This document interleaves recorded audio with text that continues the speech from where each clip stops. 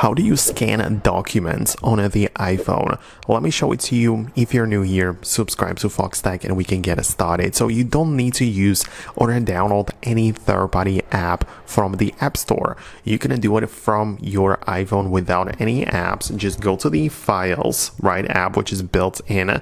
So this is what it looks like, the folder on the white background. So just get inside like this, and you need to decide where exactly you put the scanned document, right? So you can see you have like the iCloud location, you have the on my iPhone local storage, you have multiple folders, but let's say I'm gonna go into this folder and I want to put the scanned documents in here. So once you are in the folder, tap the three dots in at the top right and then click on scan documents. This is going to open up the camera, right? So you have to essentially point the camera at a document to make sure that it gets recognized, right? So as you can see, if it's something like a square, it's going to take the photo on its own, right? Even if it was just the iPhone, right? It mistakenly thought of it that it's a document. So if you point your camera at a piece of paper, it will definitely capture it without clicking a button.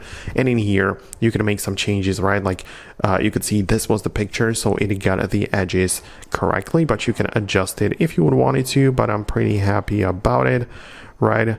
And you can hit done and essentially rotate it if it was upside down, or apply some filters, right? A lot of people added the black and white or grayscale filter on their documents, and you'll essentially have the ability to save it, right? So we're going to go in here, confirm it once again, and this is now going to be the scanned document, so we can give it any name we want. So let me just type in scanned iPhone, right, in this case, and this is now the document, which is in the PDF format. You can see it looks very nicely in here, even though it's just an iPhone, but that's essentially how it works. Let me know in the comments below if it worked out well for you as well. Thanks a lot for watching, and I'll see you later in the future uploads.